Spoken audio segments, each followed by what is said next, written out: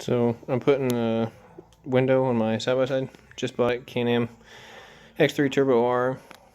Nice. But I was going to show you guys this. First I'm going to put my hammer right there on it, but it's alright because I still got the plastic on it. Anyway, so check this stuff out. If you take your window seal, right, and it's a pain in the butt to put this stuff. I don't know how many of you guys have put these on, but it's kind of a pain in the ass. But if you take a hammer and you hit the outside of it, oh, here, let me.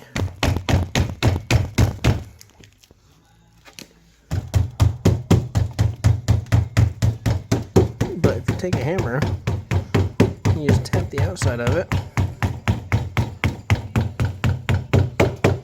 until it makes that noise. You hear it?